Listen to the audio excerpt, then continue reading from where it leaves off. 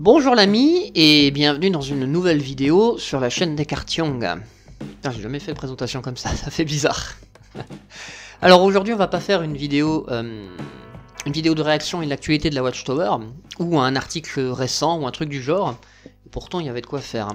Je sais pas si tu as eu l'occasion de regarder par exemple le télédiffusion ou broadcasting, ça dépend quel vocabulaire tu préfères, de septembre 2022, dans lequel Stephen Lett nous fait du Stephen Lett, et dans lequel voilà, l'organisation met en garde ses membres, ma coiffure est pas géniale, met en garde ses membres contre les apostats comme moi ou contre les médias, et on aurait pu en faire toute une vidéo sur la manière dont Stephen Lett fait des reproches aux apostats d'abord, avant de tomber dans le travers qu'il reprochait aux apostats lorsqu'il parle des médias. Acte 20, verset 30 dit que les apostats répandraient des enseignements trompeurs. Leur but, c'est vraiment d'éloigner les brebis de Dieu pour qu'elles deviennent leurs disciples à eux. Un enseignement trompeur, c'est un enseignement tordu ou déformé. Ils répandent des enseignements trompeurs en omettant des détails essentiels ou en sortant les choses de leur contexte. Et dans d'autres cas, ils transforment une vérité en mensonge ou encore en demi-vérité dans le but de tromper. 2 Pierre 2 verset 3 déclare « Ils vous exploiteront avidement par des paroles trompeuses. » En fait, c'est une contrefaçon. C'est un faux conçu avec soin pour ressembler au vrai. Par exemple, dans un pays d'Europe, beaucoup de gens se sont indignés suite à un article de la presse à sensation. Il affirmait qu'une jeune témoin était morte parce qu'elle avait refusé une transfusion. Est-ce qu'ils avaient publié tous les faits? Non. C'est vrai, la patiente a refusé la transfusion pour des raisons religieuses, mais elle était d'accord pour recevoir un traitement alternatif non sanguin.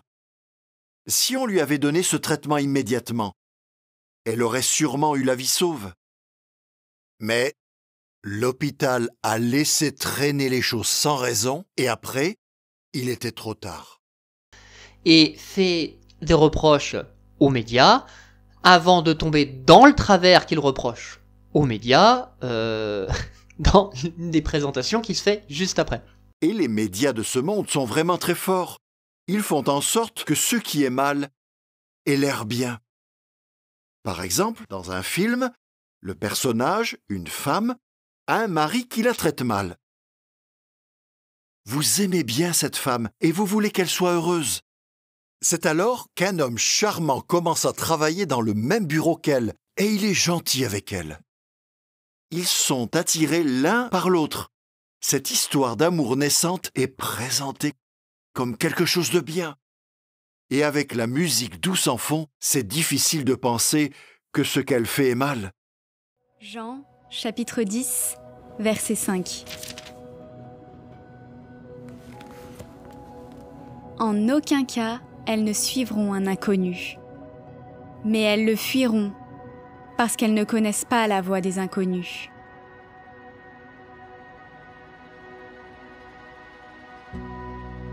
L'inconnu, ce n'est pas maman.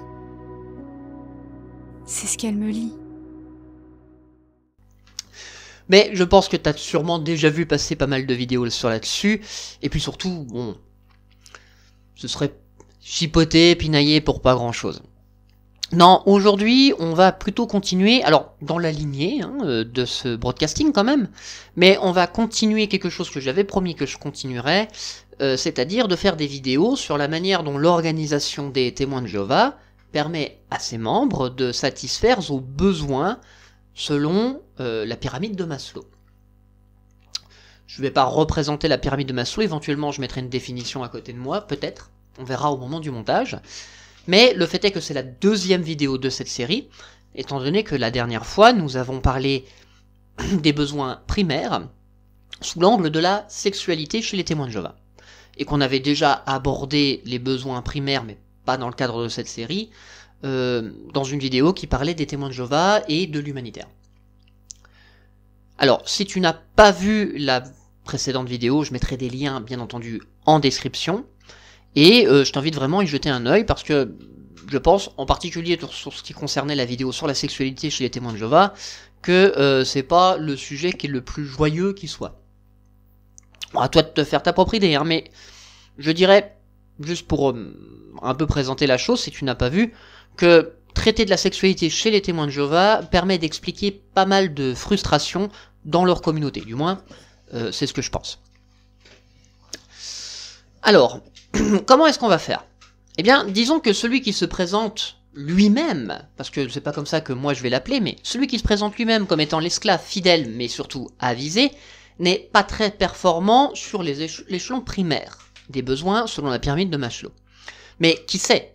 Aujourd'hui, on va voir si ça va être compensé par l'échelon qui est au-dessus dans la pyramide. Parce que normalement, hein, une fois les besoins primaires comblés, l'humain ressent ce qu'on appelle un besoin de sécurité, afin de préserver ce qu'il a déjà acquis.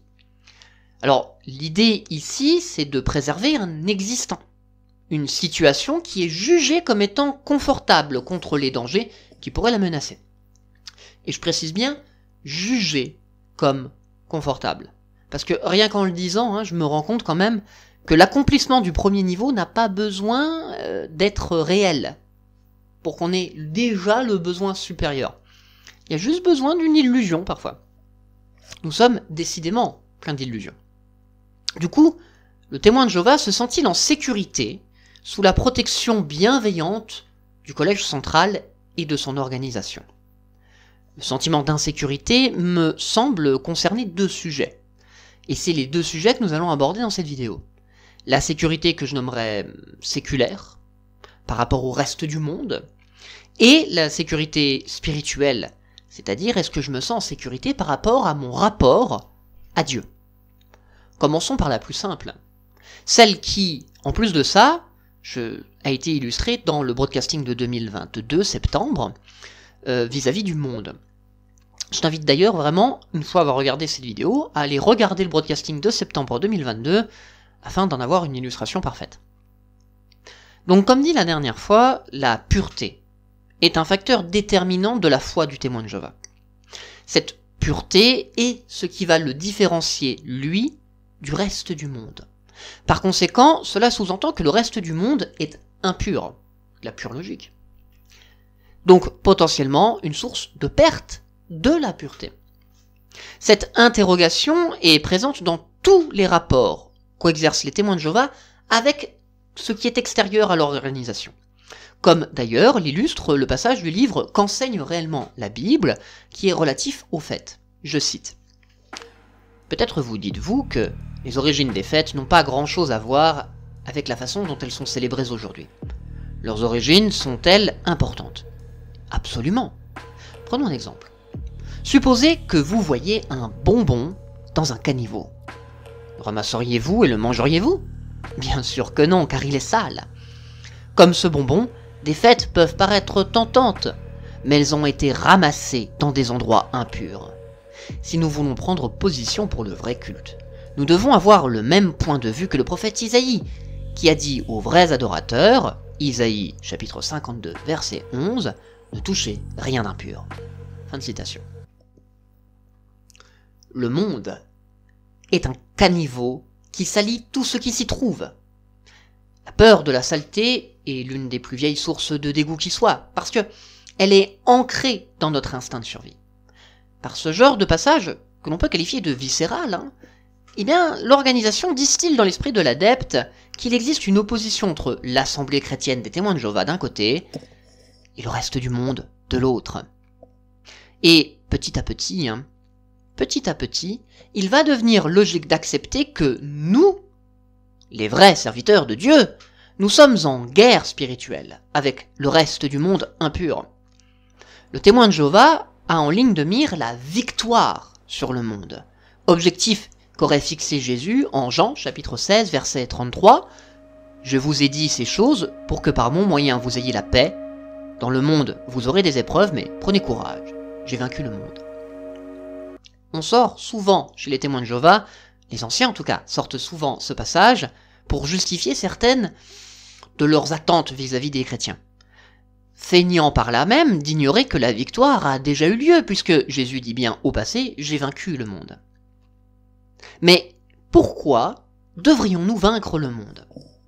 Bien sûr, quand on est témoin de Jéhovah, on se dit que c'est parce que le monde tel qu'on le connaît, est l'œuvre de Satan, et que Satan déteste Dieu, et donc ses serviteurs, c'est-à-dire ceux qui sont témoins de Jéhovah.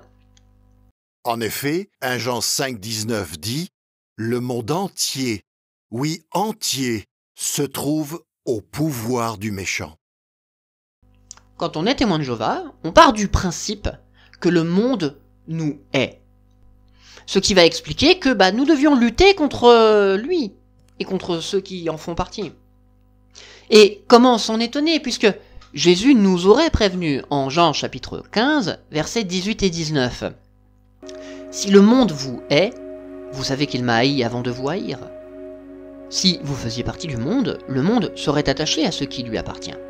Or, comme vous ne faites pas partie du monde, mais que je vous ai choisi du milieu du monde, voilà pourquoi le monde vous hait. » Voilà donc pourquoi, selon le Collège central, le monde persécute les témoins de Jéhovah, tout simplement par haine. Pour un témoin de Jéhovah, toute critique, toute opposition est forcément l'œuvre du diable, et donc, par conséquent, ça devient la preuve que la Watchtower est la vérité de Jésus. Il suffit d'ailleurs de lire les commentaires laissés par certains et certaines sous mes vidéos pour voir que c'est le premier réflexe de défense de la majorité de ceux qui sont encore membres de l'organisation des témoins de Jéhovah.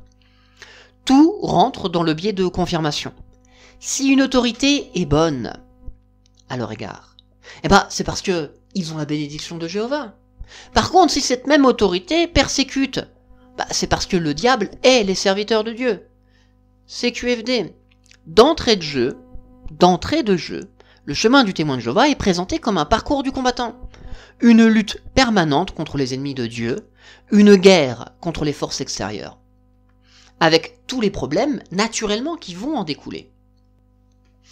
Alors, j'évitais de l'exprimer, mais force est de constater que c'est un complexe victimaire. La victime que je suis doit, pour ne pas mourir, être constamment vigilante aux pièges que Satan pourrait lui tendre, aux discours hypocrites que celui-ci me tient dans le seul but de me faire perdre mon intégrité, c'est-à-dire ma pureté. Et ça, je sais pas comment toi tu le vis, si tu es encore témoin de Jéhovah, mais j'ai connu, et moi-même parfois je l'ai ressenti, c'est usant à force, d'être tout le temps sur le qui-vive. Tout devient source de peur, et le rapport au monde est filtré parce que ce que je ne peux que nommer une paranoïa. Et j'ose le faire. Car voici ce qu'est la paranoïa si on en croit une définition donnée sur Wikipédia. La paranoïa, du grec paranoia, des mots para à côté et nous, l'esprit. Dans cette langue est à l'origine, dans la poésie grecque, indique simplement quelque chose qui est contre l'entendement. À partir du début du XIXe siècle, appropriée par la psychiatrie naissante, la paranoïa indique un trouble mental manifesté par des difficultés relationnelles, des troubles du comportement et un sentiment de persécution pouvant aller jusqu'à un point d'irrationalité et de délire.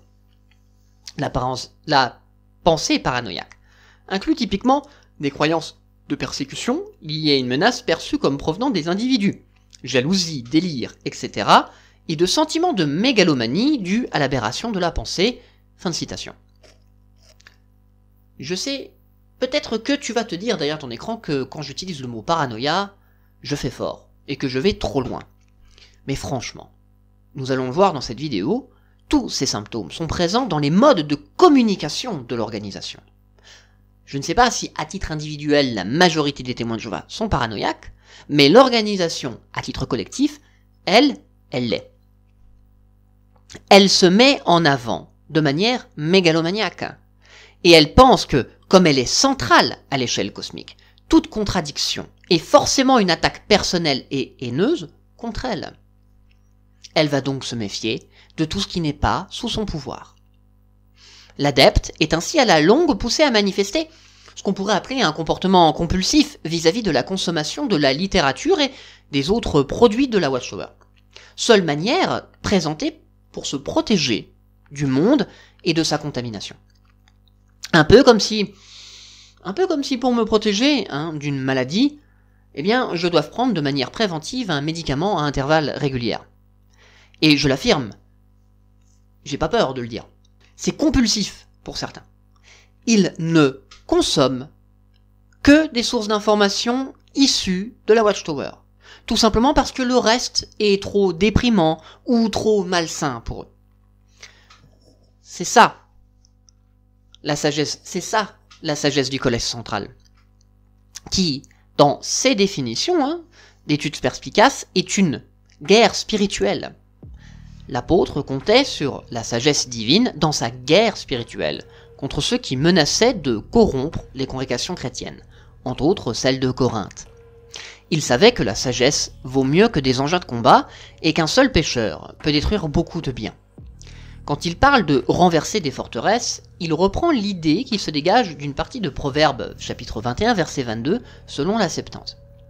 Paul connaissait la tendance humaine à prêter attention surtout à ceux qui en imposent par leur attitude, leur talent visible, ou bien leur forte personnalité et leur grande éloquence. Il savait que les paroles tranquilles d'un homme sage mais peu fortuné sont souvent méprisées au profit de quelqu'un qui dégage une impression de force. Oui, cher ami, le terme est connoté. Les témoins de Jéhovah sont en guerre. Il faut donc être fort. Tu le remarqueras, sous ce discours pacifique que prétend avoir la Watchtower, se cache en fait un rapport belliqueux avec le monde. Et ce bellicisme se justifie par la diabolisation de tout ce qui n'est pas sous l'égide de l'organisation. Cela est d'autant plus accentué que, leurs assemblées ne sont que, soyons honnêtes, des îlots perdus dans un vaste monde, hostile, du moins présenté comme tel. Ils sont encerclés par le mal, et ils le savent, ils le perçoivent dans leur vie de tous les jours. Voici l'état des forces en présence, si je comprends bien sûr, la tour de garde de mai 2018. Au moyen de son organisation, Satan contrôle tous les gouvernements humains. Nous le savons parce que, lorsqu'il a montré à Jésus tous les royaumes de la terre, il lui a dit « Je te donnerai tout ce pouvoir, et la gloire de ces royaumes, parce qu'il m'a été livré, et je le donne à qui je veux. » Et c'est pas fini, ça va encore plus loin. Satan et les démons utilisent aussi la fausse religion et le système commercial pour égarer la terre habitée tout entière. Au moyen de la fausse religion, Satan répand des mensonges sur Jéhovah. Il essaie même de faire disparaître le nom de Dieu. À cause de cela, des personnes sincères qui pensent adorer Dieu adorent en fait des démons. Pour répandre des mensonges, Satan se sert aussi du système commercial. Par exemple, il fait croire aux gens que le meilleur moyen d'être heureux est de posséder beaucoup d'argent et de biens matériels. C'est joyeux, n'est-ce pas? Mais il y a encore d'autres choses. De nombreux anges ont rejoint Satan dans sa rébellion. Avant le déluge, il a incité au moins certains d'entre eux à avoir des relations sexuelles avec des femmes. La Bible parle de cet épisode en termes symboliques quand elle explique que le dragon a entraîné le tiers des étoiles du ciel avec lui. Lorsque ces anges ont abandonné la famille de Dieu, ils se sont placés sous l'autorité de Satan. Mais ces rebelles ne sont pas une simple bande de perturbateurs. Dans le monde invisible des esprits, Satan a mis en place une imitation du royaume de Dieu. Lui-même en est le roi, et il a organisé les démons en gouvernement, leur a donné une certaine autorité, et a fait d'eux des maîtres mondiaux.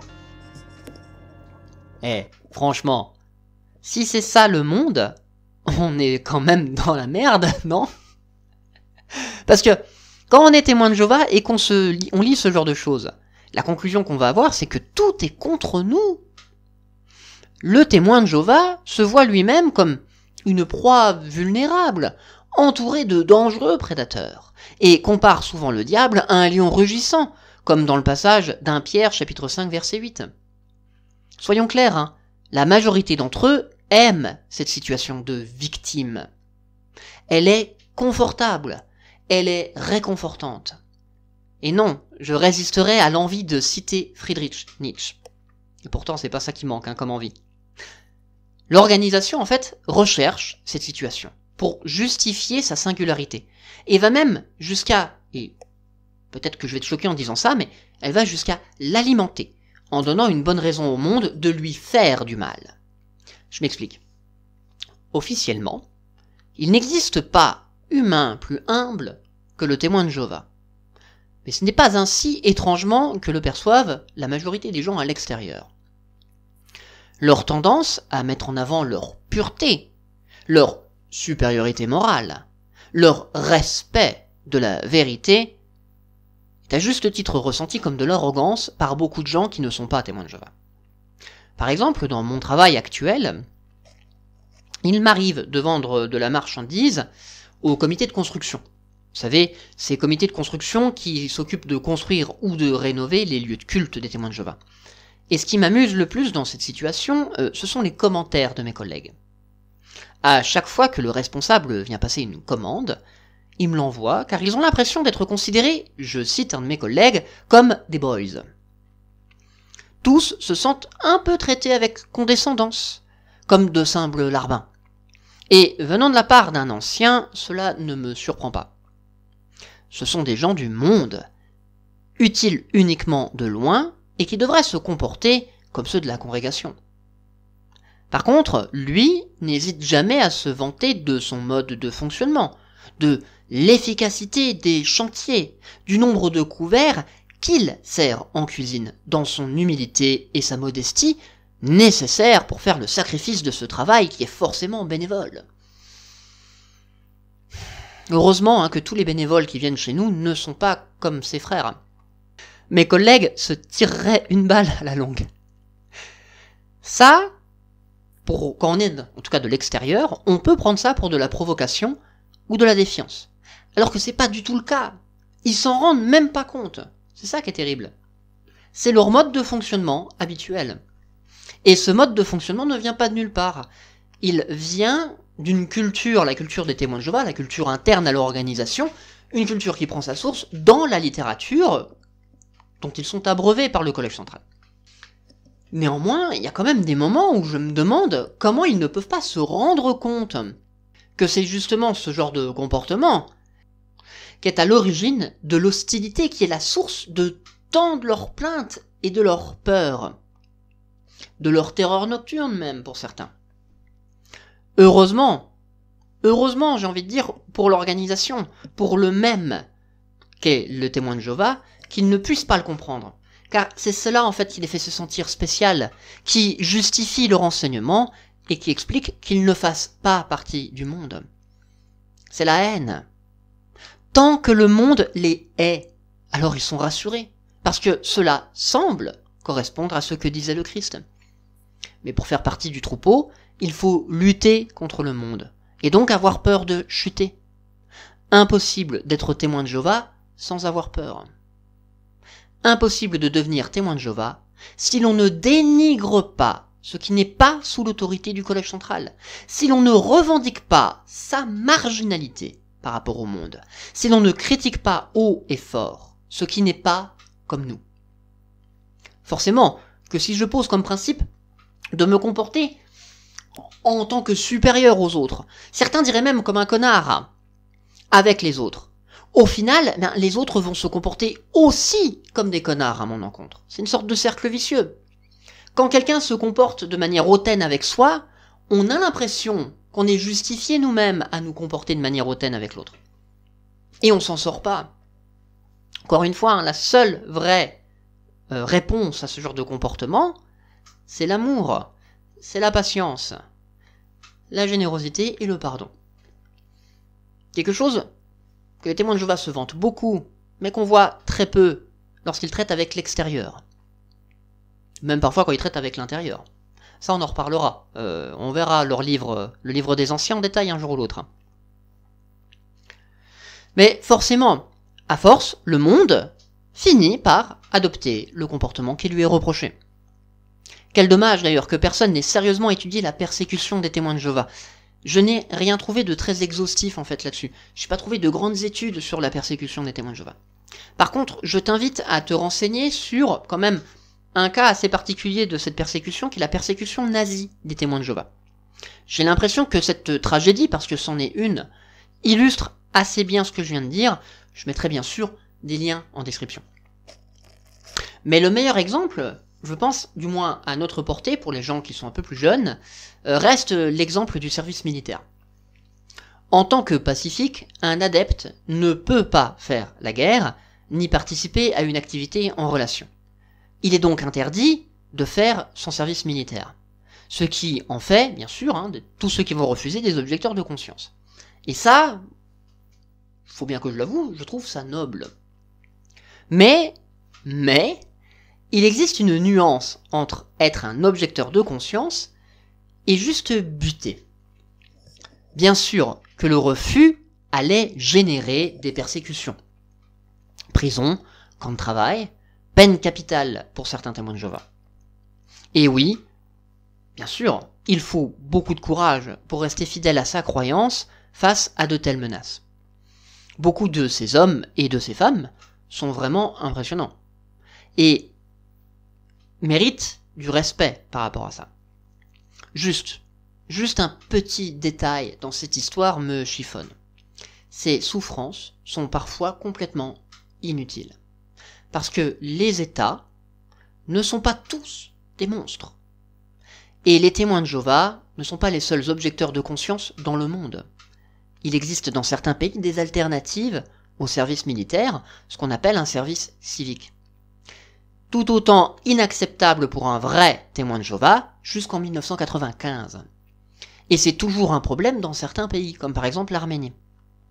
Le livre des anciens de cette époque, le fameux « Faites attention à vous-même et à tout le troupeau », expliquait que c'était une rupture de la neutralité chrétienne, susceptible d'exclusion, que de faire un service civique.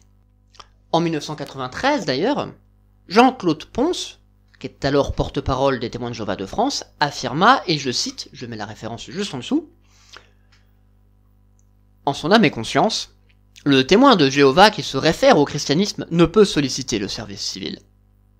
Celui qui demanderait le statut d'objecteur se placerait de lui-même hors de la communauté.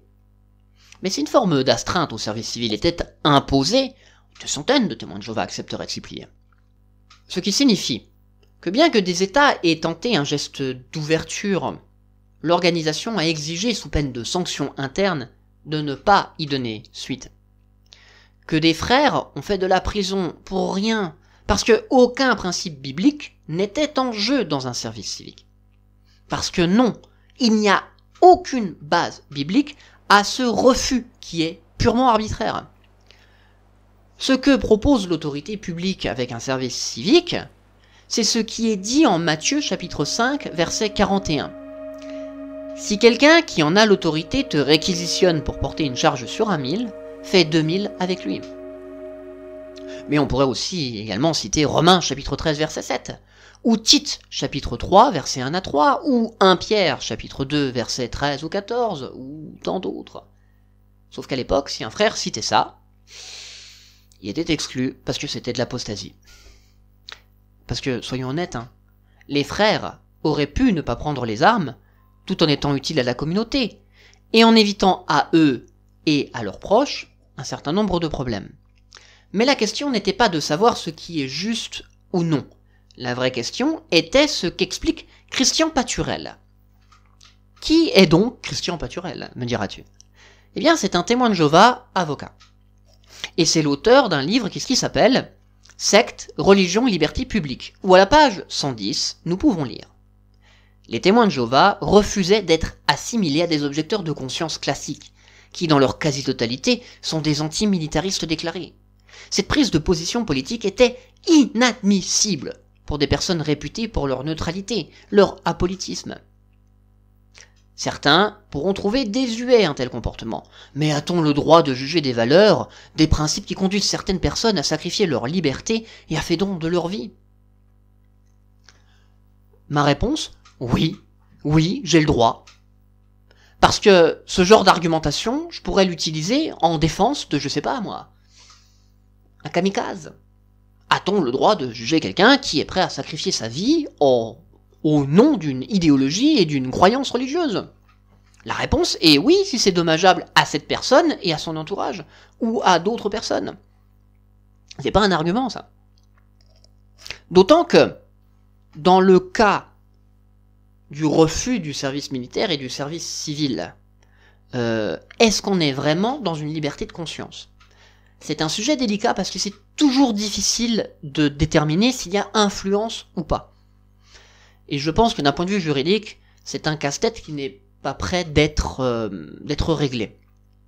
Mais franchement, est-il probable que ce soit l'expression d'une authentique liberté éclairée qui se cache derrière ce genre de décision? N'est-il pas plus probable que ceux qui ont refusé le service civique à l'époque l'ont fait soit par contrainte, soit pour se sentir différents, meilleurs, pour se faire plaindre par leurs coreligionnaires peut-être, et pour bien casser les couilles au juge qui, dans une telle situation, doit quand même sûrement s'arracher des cheveux. Parce que sincèrement, on chercherait à créer du martyr qu'on ferait difficilement mieux. En raison de ce genre de comportement, oui, le témoin de Jéhovah est parfois en réel danger. Et sa peur du monde est parfois justifiée, bien sûr. Inutile de préciser qu'au moment où je parle, les frères de Russie sont en vrai danger. Certains risquent probablement leur vie. Mais réel ou imaginaire, le sentiment d'insécurité n'est que le corollaire des enseignements de la Watchtower, qui a construit cette situation. Elle l'a construit pour que le fidèle ait peur de sortir de l'organisation. Et ce qui est vrai avec le rapport au monde extérieur, eh bien il l'est tout autant avec Jéhovah. Il l'est surtout avec Jéhovah.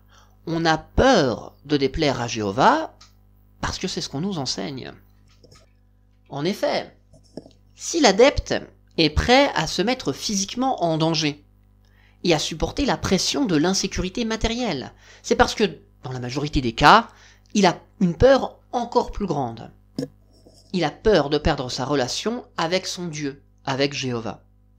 Si des parents ne parlent plus à un enfant exclu, c'est pour ne pas perdre l'amour de Jéhovah. Si je suis prêt à me mettre en danger, moi et mon entourage, pour faire rentrer illégalement des tours de garde dans un pays où l'œuvre est interdite, c'est pour mériter l'amour de Jéhovah. Si je nie mes besoins les plus fondamentaux, c'est pour ne pas déplaire à Jéhovah. Qu'est-ce que t'en penses derrière ton écran? Sincèrement, au-delà de toute théologie et de toute rhétorique, qu'est-ce que t'en penses? Qu'est-ce que tu ressens par rapport à ça? Il doit quand même y avoir un truc là-dessous. Je pense que nous sommes d'accord tous les deux pour dire que le corpus des témoins de Jéhovah est de nature normatif, et que le suivi de ce corpus est présenté comme le moyen de devenir pur. Si l'on n'écoute pas l'enseignement du Collège central, on ne peut pas devenir pur, et donc on ne peut pas avoir de relation saine avec Jéhovah. C'est ça la rhétorique. L'obéissance à l'organisation des témoins de Jéhovah est le seul moyen de devenir pur. Pas d'être pur, de devenir pur. Personne n'est définitivement saint. Étude perspicace. Si un chrétien se livre à des pratiques qui souillent ou endommagent son corps de chair, qui le salissent ou le rendent impur, ou encore s'il va à l'encontre de la doctrine ou de la morale biblique, c'est qu'il n'éprouve ni amour ni la crainte de Dieu, et il se détourne de la sainteté. On ne peut pratiquer l'impureté et demeurer saint. En bref, nous sommes en face d'une injonction à la pureté, qui explique d'ailleurs la soumission totale du témoin de Jéhovah, ainsi que son isolationnisme.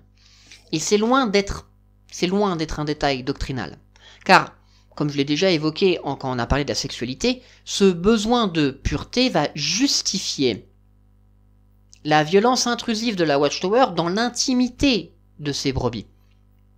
C'est pour leur bien, après tout. C'est pour leur bien. Ça justifie tout. Cela est la source de ce qu'on peut qualifier d'une pression sociale, qui exige la confession de ses fautes et la dénonciation des fautes des autres. Tour de garde, octobre 2018. Et si un membre de ta congrégation a commis un péché grave, et que tu es au courant de ce qui s'est passé, les anciens ont la responsabilité de protéger la pureté morale de la congrégation. Ils te demanderont donc, peut-être, ce que tu sais de la situation. Que répondras-tu, surtout si le pécheur est un ami proche ou un membre de ta famille? Un témoin fidèle dit la vérité. Alors, tu as la responsabilité de dire aux anciens toute la vérité, sans la déformer ni en cacher une partie. Ils ont le droit de connaître les faits pour pouvoir décider de la meilleure façon d'aider le pécheur à retrouver de bonnes relations avec Jéhovah. C'est une obligation, quand on est témoin de Jéhovah et que l'on a appris que quelqu'un a commis une faute, de le dénoncer aux anciens. Quel est donc le résultat de cette suspicion permanente? Le résultat de l'effort perpétuel pour se conformer à des règles qui parfois, à l'image des conseils sur la sexualité, vont contre la nature. Ou qui se contredisent entre eux, comme c'est le cas avec d'autres enseignements des témoins de Jéhovah. D'ailleurs, maintenant que j'en parle, j'avais écrit une vidéo sur la foi et la manière de présenter comment la foi, telle qu'elle est présentée chez les témoins de Jéhovah, est contradictoire. Faudra qu'on développe cette idée. Parce que c'est une vidéo que j'ai pas tournée.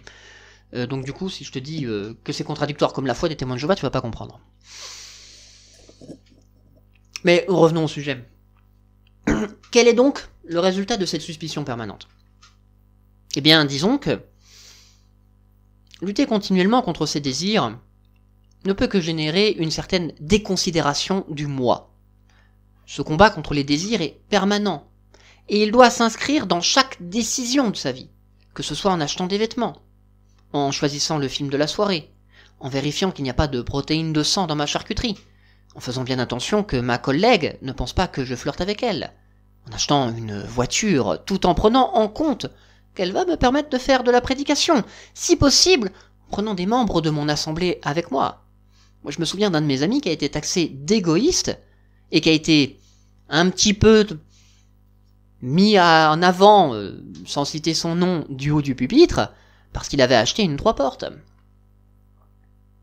Quelque chose qui va, un comportement un peu déroutant, qui va aussi m'obliger à filtrer les relations de mes enfants. Mes enfants doivent-ils seulement aller à l'école? Merde alors! Dois-je accepter une fraction sanguine? Et s'il y avait des fractions sanguines dans les vaccins? Dois-je accepter le vaccin? Or je sais, tu vas te dire, si tu connais pas les témoins de Jéhovah, que je grossis le trait. Mais non, je connais beaucoup de frères et de sœurs qui se posent sérieusement ce genre de questions. Toutes ces questions, et plus encore. Bref, tu te rends compte que, chez celui qui veut devenir pur, le respect des normes, parfois contradictoires, de l'organisation, est à l'origine d'une véritable torture mentale, d'une sorte d'auto-persécution. Heureusement, entre guillemets, bon berger, le Collège central nous permet de faire face à ce problème. Tour de garde du 15 juin 2008. Vos faiblesses vous accablent. Elles vous collent à la peau comme des sangsues. Vous pensez sans doute que vous ne les surmonterez jamais, ou alors vous éprouvez un sentiment de médiocrité, estimant que par rapport aux autres, vous n'êtes pas à la hauteur. Oui, c'est exactement ça. Comment est-ce que vous le savez? Serait-ce quelque chose de courant parmi les témoins de Jéhovah? Un autre serviteur fidèle a demandé à Jéhovah de le soulager d'un problème persistant qu'il appelait une épine dans la chair. L'apôtre Paul a supplié Dieu à 3 reprises de le soulager de cette épreuve. Quelle qu'en était la nature, son épreuve, telle une épine qui fait mal, pouvait le priver de la joie de servir Jéhovah. Paul a comparé cette épreuve au fait d'être frappé sans cesse. Jéhovah lui a répondu « Ma faveur imméritée te suffit, car ma puissance est en train d'être rendue parfaite dans la faiblesse. » Jéhovah n'a pas ôté cette épine dans la chair. Paul a dû s'en accommoder, mais il a reconnu « Lorsque je suis faible, c'est alors que je suis puissant. » Que voulait-il dire? Très bonne question. Voici la réponse, toujours dans la même tour de garde. Le problème de Paul n'a pas miraculeusement disparu. Néanmoins, il ne l'a pas empêché d'accomplir des choses remarquables au service de Jéhovah. Paul dépendait de l'aide de Jéhovah et il lui demandait constamment de le soutenir. Une supplique constante, et même plus qu'une supplique, car les anciens n'hésitent pas dans ce genre de situation à reprendre l'image paulinienne de Romains chapitre 7 versets 24 et 25. Attention, voici comment je suis censé me considérer selon un ancien qui m'apporta des conseils durant mes années d'études. Quel homme misérable je suis! Qui me délivrera du corps qui me conduit à cette mort? Je remercie Dieu par Jésus-Christ notre Seigneur.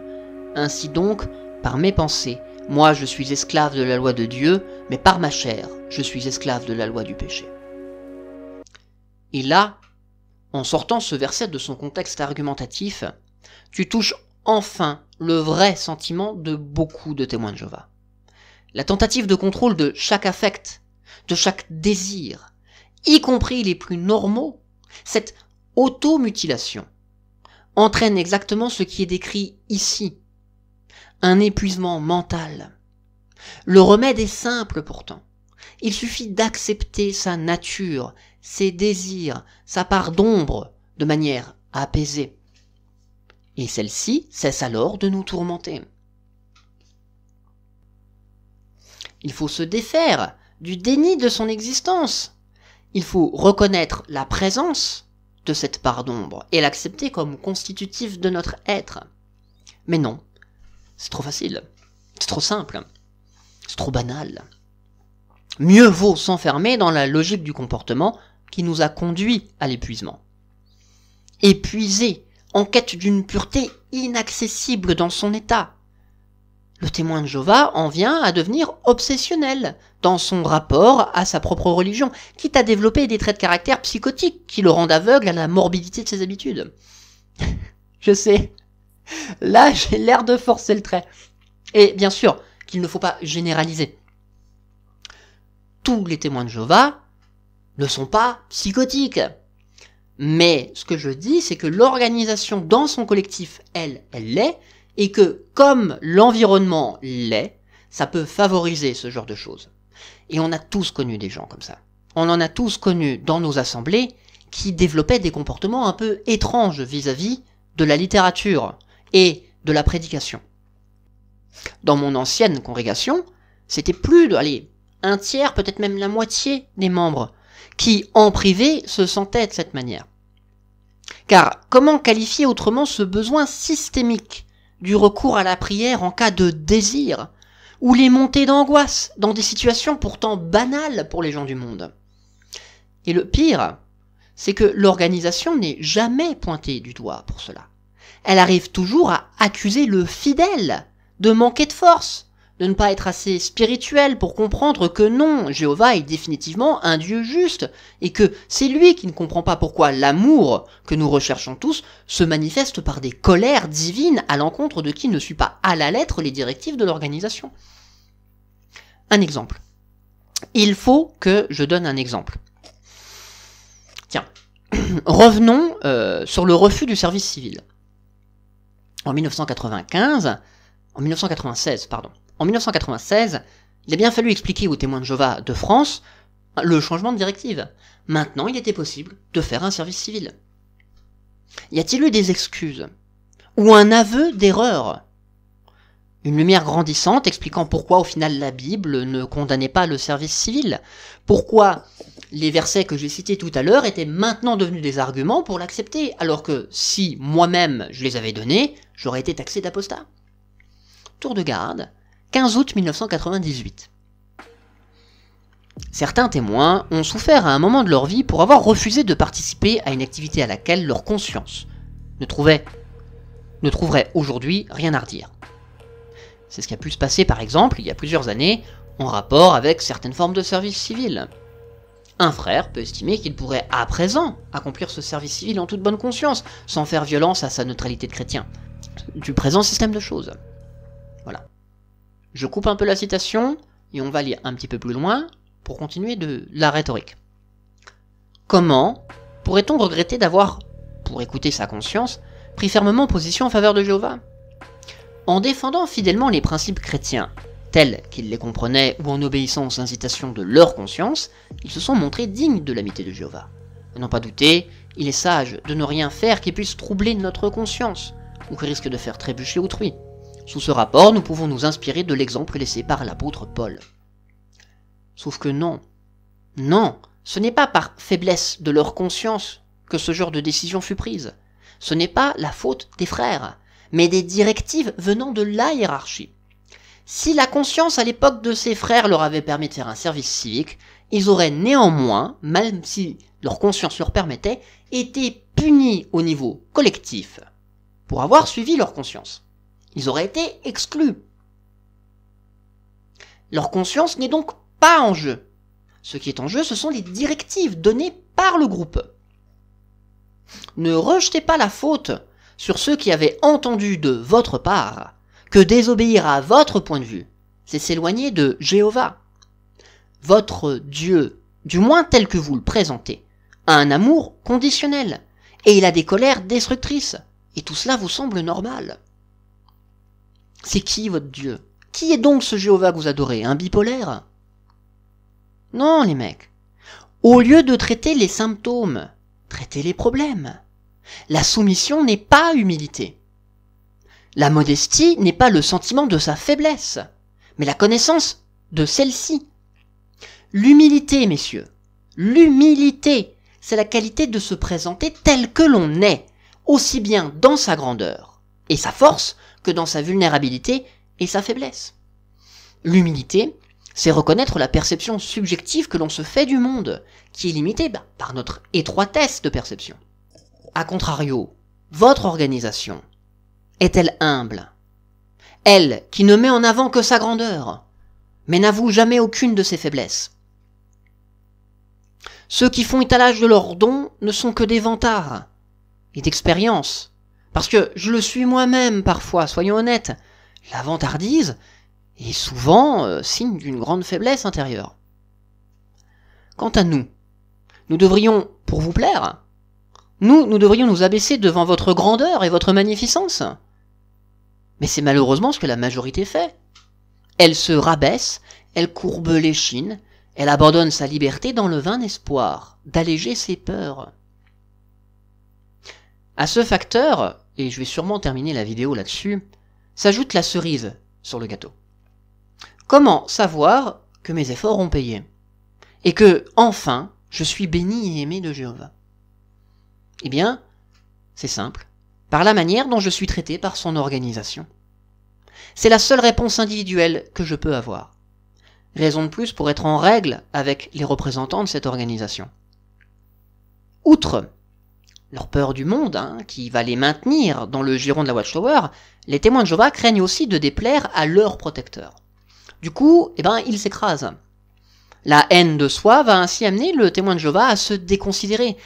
Il va être convaincu que l'humilité est synonyme de soumission à l'organisation.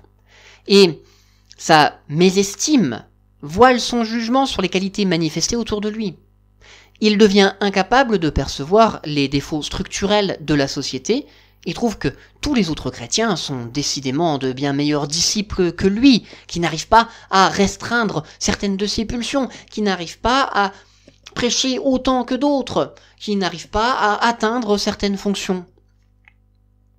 Et comme tous les faibles, paradoxalement, ce surestimement de l'autre va devenir une invitation à l'envie et à la rancœur, qui à leur tour vont renforcer la culpabilité du témoin de Jéhovah.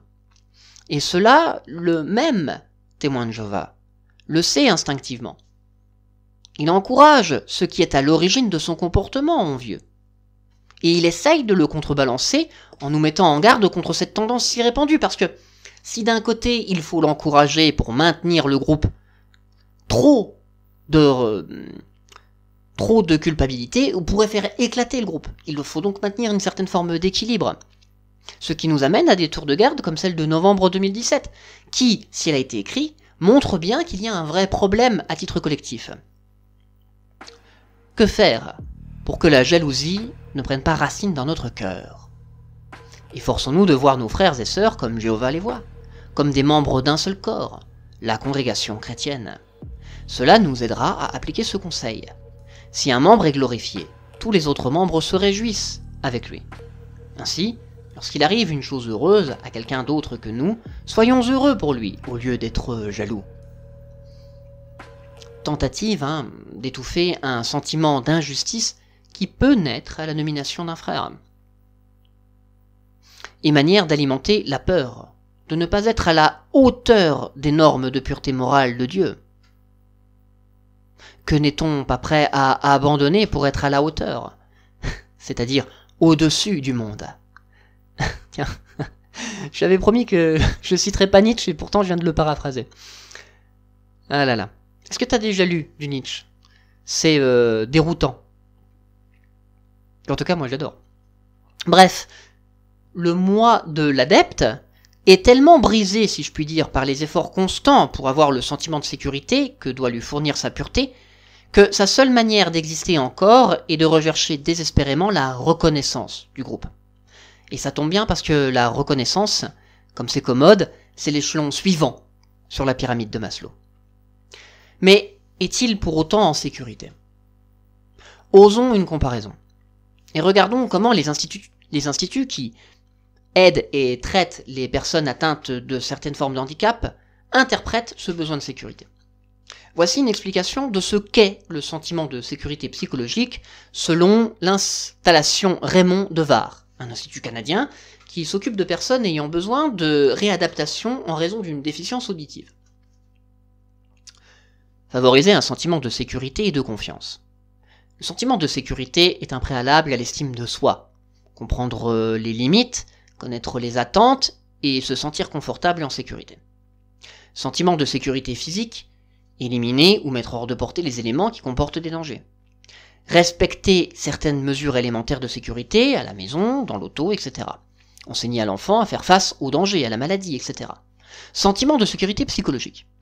Régularité des soins, présence stable et sécurisante, etc. Règles de conduite sécurisantes. Être claire, être concrète, être constante, être cohérente, être conséquente. Le sentiment de confiance déroule directement du sentiment de sécurité que l'enfant aura vécu et est le noyau sur lequel on bâtit l'estime de soi. Attention cependant à faire la différence entre la protection et la surprotection. La différence entre protection et surprotection, c'est pas vraiment le fort de l'organisation. Le témoin de Jéhovah est surprotégé, ce qui le coupe du reste de l'existence. En réaction, il est donc pétri de nombreuses peurs, aussi bien au regard de ce qui est extérieur à son mouvement, que de ses relations internes, et même vis-à-vis de la réaction que Dieu va avoir à son égard. Pourtant, un Dieu d'amour. Sa sécurité, en fait, c'est la certitude d'avoir raison d'avoir peur, et qu'il est impossible humainement de la faire disparaître dans ce monde. Mieux vaut serrer les dents et attendre l'intervention divine, qui nous récompensera si nous en sommes dignes. Si.